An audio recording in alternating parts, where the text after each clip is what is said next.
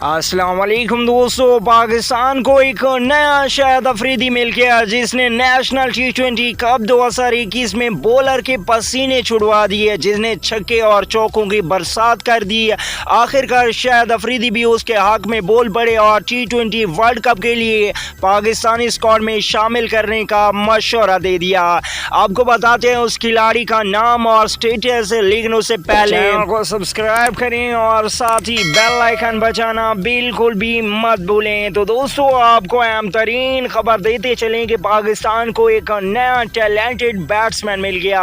शाहिद अफरीदी का कहना है कि उसको T20 वर्ल्ड कप स्क्वाड में शामिल करने के लिए वो रमीज राजा से मशवरा करेंगे।